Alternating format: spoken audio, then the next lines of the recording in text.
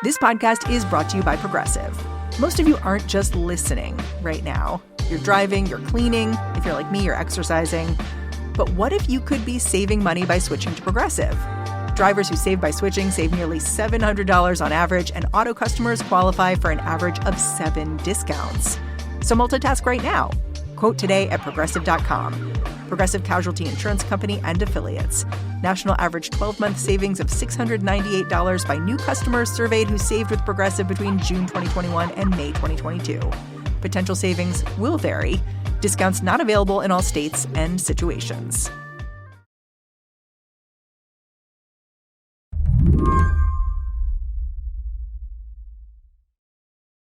Romeo Kokriatski lives in Kiev, Ukraine. And the main thing he wants you to know about that is that a year into Russia's invasion, things are pretty normal until they aren't. My best buddy lives in New York, actually. And I was talking to him I don't know, last week or something, or 2 weeks ago. And he was asking me how it was. And when I was telling him, he's like, well, it doesn't sound like too much has changed. And then an air raid siren went off. Loud enough that you can hear it through a window. So that brought the situation into, I'd say, stark clarity. Romeo grew up in New York City, but he moved to Kiev as an adult and became a journalist. Now he's the managing editor of the New Voice of Ukraine. I last spoke with him about a year ago when the war was still fresh. It felt right to call him back now and see how he was holding up. He says, at least where he is, it's the erratic electrical supply that would tip you off that a war's on. And when the lights go out, you can hear the difference. You can smell it, too. If the power's all good, then things look more or less fine, as long as you don't pass a building. But all the generators are diesel, and diesel stinks a lot. So it gets pretty noisy and smelly. Does anyone shut down at this point, or are people just nah, we're going to crank up the generator and keep this going? No, everyone keeps going. I mean, businesses still have to pay rent and taxes regardless of what else is going on. So it's either, keep the doors open or shutter the business entirely at this point. Romeo's worked out a system for how to keep himself going, too. His neighborhood group chat is the place he pings on the way home from work to figure out, are the lights still on? In fact, this practice is so common that someone recorded a little song about it for a laugh. The little song was basically people literally just satirizing that exact situation of getting off of work, check your phone, messaging group chat and asking if the neighborhood has power. It's a very funny little song with these guys doing little drum motions. Yeah. It was is there power or not? Is there power or not?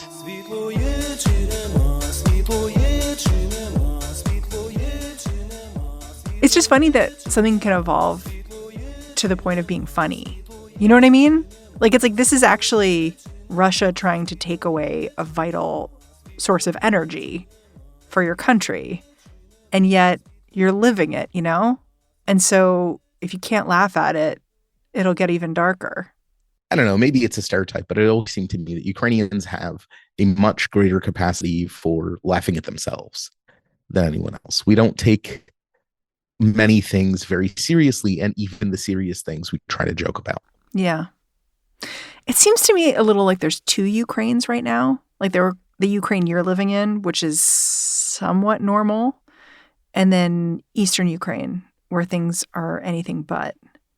And you're the managing editor of the New Voice of Ukraine, so you must have colleagues all over the place, even in these other regions that are in pretty bad shape. How does your experience compare to theirs? I mean, Kharkiv was just hit today, and an entire bus station was blown up. So it's, on the one hand, I'm grateful. I also feel a little guilty that I, live in a relatively safe place with all the usual modern amenities, how our internet's on, people have social plans. And then when I think about how it is further east, it's hard to reconcile, to be honest, even for me, the disparity in feelings. How long do you think these two Ukraines can coexist? Well, hopefully until the end of the war, and then there won't be this kind of split personality, I hope. Ukrainians, if nothing else, are very determined to keep on living.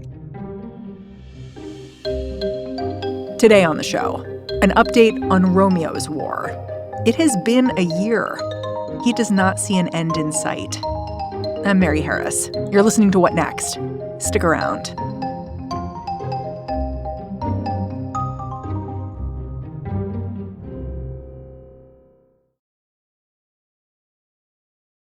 This podcast is brought to you by Progressive Insurance. Most of you listening right now are probably multitasking. Yep, when you're listening, you're probably also driving, cleaning, exercising, or maybe even grocery shopping. But if you're not in some kind of moving vehicle, there's something you can be doing right now. Getting an auto quote from Progressive Insurance. It's easy, and you could save money by doing it right now from your phone. Drivers who save by switching to Progressive save nearly $700 on average, and auto customers qualify for an average of 7 discounts. Discounts for having multiple vehicles on your policy, being a homeowner, and more. So just like your favorite podcast, Progressive will be with you 24/7, 365 days a year, so you're protected no matter what. Multitask right now. Quote your car insurance at Progressive.com to join the over 29 million drivers who trust Progressive. Progressive Casualty Insurance Company and Affiliates. National average 12-month savings of $698 by new customers surveyed who saved with Progressive between June 2021 and May 2022. Potential savings will vary. Discounts not available in all states and situations. Early in the war, Romeo Kokriatski fled Kiev and went to his hometown, a village in the countryside. He was living alone, wondering each week if Kiev would finally fall to Russian forces. It was, at the beginning, it was a pretty chaotic situation because Kiev was still under threat. The defense lines were pretty fluid. It wasn't clear if the Russians were going to break through or not. And as a journalist, I had to be on top and be covering everything, fielding media requests from every corner of the globe. But things then things settled down and kind of approached normalcy. I mean, there was a curfew at 10, which was a bit strange. The street lights were kept off. Oh, to kind of encourage you to stay inside. And I guess also so you couldn't be seen. Yeah, absolutely. The government was very strongly encouraging people to keep their lights off at night, to make it harder to target places. I know that you're a journalist, but I imagine you know all kinds of people involved in the war effort in all kinds of ways. And you've alluded online to knowing people who fought and even died in the war. Would you feel comfortable telling me one of their stories? Yeah. An old colleague of mine, and actually one of the first friends I made in this country, Eugene Podkovka was his name. He had messaged me at the beginning of the war saying he'd enlisted. And we didn't keep in too good touch, something I'll always regret. But we would message each other from time to time. And Eugene was an incredibly smart guy, one of the smartest guys I've met. He was an electrical engineer, then a IT specialist, and the guy was really, really clever. He was really, really artistic and creative on top of that, which is weird for an engineer. But and he messaged me last in September telling me he'd been sent to Bakhmut, and then in I think December I found out that he'd been killed. I cried for a day, and then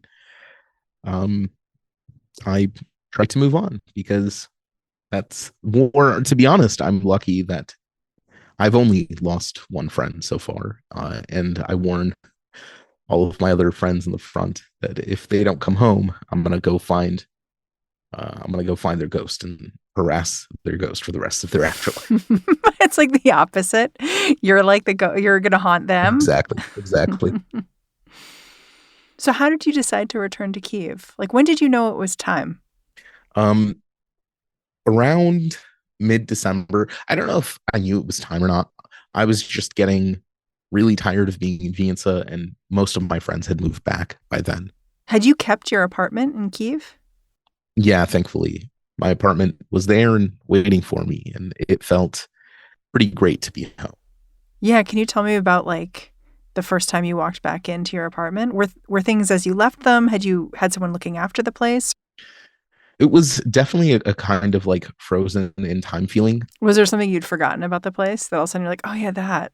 Yeah, actually, like a month before the war started, I'd finally bought a dishwasher. And I hadn't had a dishwasher in the past 8 years of living in Ukraine. And I'd completely forgotten that I bought it.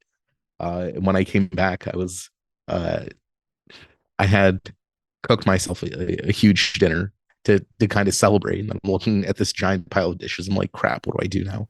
Then I saw this dishwasher. I was like, what? How did this Who did this?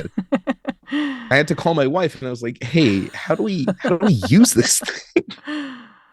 If it feels strange to hear Romeo laughing, remember, the Ukrainian way through this war has been with humor. After all, President Volodymyr Zelensky used to be a comedian. Romeo says the war has put this slapstick approach in the spotlight. The Ukrainian meme game is really tight. I think I share a lot of them on Twitter, but honestly, I'm shocked. Like official government channels sharing like pretty hilarious memes, especially the Russian worship meme. That was Russian worship. Go fuck yourself. Yeah. It kind of died down now, but people still have bumper stickers of it on their cars. You tweeted out this song that I did not understand because I don't speak Ukrainian. It's like a song that I tried to play it from your Twitter feed, but it was like, this is too offensive. You have to go to YouTube. And then when I went to YouTube, it was like, some people think this is offensive. Do you still want to click play? And I was like, okay. And I clicked play and I have no idea what it is. Yeah. This is actually a song that a military analyst, a buddy of mine, shared with me at the beginning of the war. So it's a song about how the Russians are shit. It's a song going from the perspective of a Russian officer and how everything he was told is a lie, and how all the men under his command are incompetent idiots. Their equipment doesn't work, the orders they get are crap, and they turn into fertilizer. Then it switches to the perspective of a soldier who was lied to by his president, by his minister of defense, by his commanders, and how he is also turning into fertilizer. Is this the kind of thing that like gets shared a lot? Like people are just sort of like, yeah, look at this, check this out. Oh, absolutely. I mean, it brings a smile to my face every time I see, the Three Stooges equivalent of a bunch of soldiers being screwed is uplifting. Указатели пишут нам нахуй идти, и вроде бы все мы герои, но прям по ногам течет говно. When we come back, all jokes aside, 1 year in, what will it take to end the war? Люди кричат, что мы говно.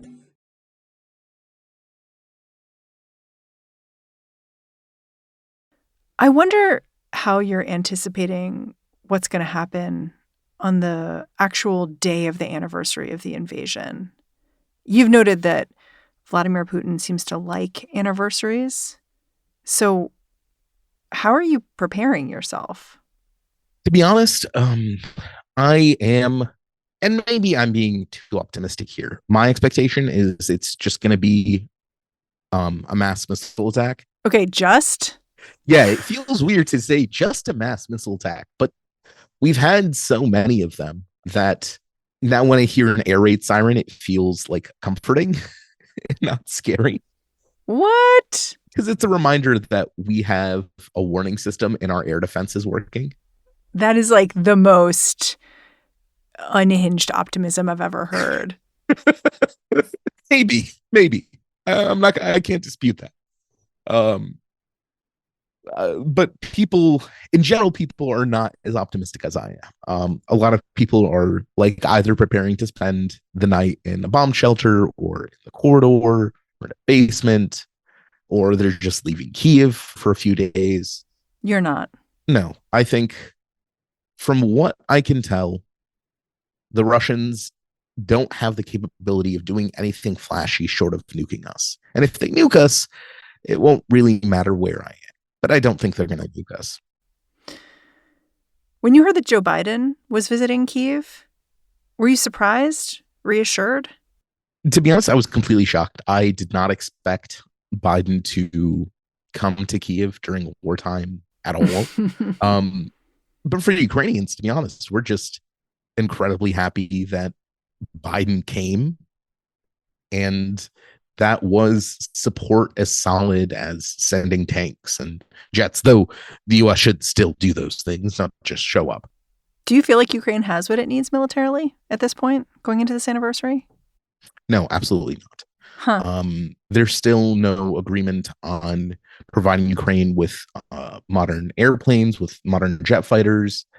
Ammo is running out, as pretty much every military official has been yelling for the past couple of months. Ammo's running out. There's definitely not enough stuff to keep up a concerted defense of the type that's needed against basically near constant Russian assault, especially with the new offensive. Ukrainian intelligence believes that Putin ordered the Russian military to basically take the rest of the Donbass, the rest of Donetsk and Luhansk oblasts by the end of March. And they're kind of attacking very constantly, taking enormous 1,000 plus losses per day. And they are taking some ground, not a lot, just a couple of meters a day, but they are still taking some ground. And we don't have enough to keep up the firepower necessary to deter them. And nor do we have the modern tanks that were promised.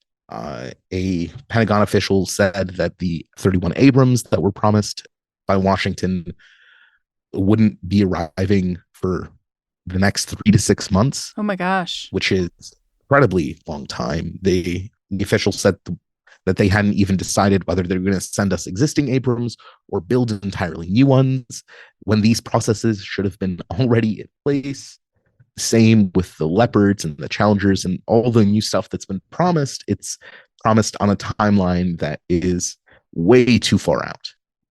So I definitely do not feel like we have what we need to continue to defend ourselves successfully. That must make you kind of nervous. It would have made me nervous earlier in the war, but we've seen the pattern of the West speeding up as the deadline draws near. So I think the weapon supplies and deliveries will speed up. And to be honest, another reason I'm not too nervous is that Russia is simply running out of everything. Their mass missile attacks slowed from every few days to once a week, now once every few weeks or before big occasions. The simple fact that Russia is seemingly unable to scale up any of its operations, its mobilization drives are drying up, its soldiers are being sent to fight in winter condition in basically single layer linens. And they're taking 1,000 plus losses per day. Morale has been negative for months now. There's a very physical limit to how long they can keep up what they're doing. I, as an inveterate optimist, hope that that physical limit is reached sooner rather than later, but they will reach it regardless. I know you've spoken before, and I've heard about this too, about this sense of solidarity among Ukrainians that's been sparked by the Russian invasion. You know, people have helped each other, crowdfunded for resources. I'm sort of curious about whether you see ways the invasion has inflamed divisions too. Like we did a show a few weeks back about the way some neighbors turned against each other, accusing each other of working with the Russians, especially in towns that were occupied. I wonder if you've seen some of that friction as well. I mean, it's kind of a joke amongst Ukrainians that one of our favorite hobbies is to accuse everyone around of being traitors. To the point where it's a meme. Like whenever anything bad happens, just start yelling Zrada or treason in Ukrainian. Huh. I actually have an app on my phone called Zrada, which is like a tip line if you suspect someone of collaboration. Really? Yes, yeah. But to be honest, the divisions aren't that much. I'd even say there's less division now than there was in 2014 after the annexation of Crimea and the invasion of Donbass. Then you had a lot of stereotypes about people from the East being all criminals, all like Russianized. What are they doing here? Blah, blah, blah. When they fled, you mean? Yeah. And like there were even like listings for apartments that say, oh, we don't rent if you're from the East or whatever. Huh. But that has not been the case. You know, last time we were on, you talked about your doomed optimism about the war. Do you think that there's going to be a year 2 mark to this war? Like, do you think in February 2024, I'll be calling you back? Yeah, probably. I don't see this war ending until Putin is dead, whether from natural causes or infighting or, I don't know, a commando raid that's going to make a great movie in 10 years. But I don't see this war ending until he's dead. Romeo, I'm really grateful all the times we speak. Thanks for coming on the show. Yeah, thanks for listening. Romeo Kokriatski is the managing editor of New Voice of Ukraine, and he's the co-host of the podcast Ukraine Without Hype. All right, that's the show. If you're a fan of what we're doing here at What Next, the best way to support us is to look into our membership program. It's known as Slate Plus, but to find out how, go on over to slate.com/whatnextplus. You can sign up right there. What Next is produced by Elena Schwartz, Anna Phillips, Paige Osborne, and Madeline Ducharme. We are getting a ton of support from Jared Downing and Laura Spencer. We're led by Alicia Montgomery with a little help from Susan Matthews. Ben Richmond is the Senior Director of Podcast Operations here at Slate, and I'm Mary Harris. You can go track me down on Twitter, say hello. I'm at Mary's desk. I'm handing things off to Lizzie O'Leary and the What Next TBD crew, and I'll be back in this feed on Monday. Catch you then.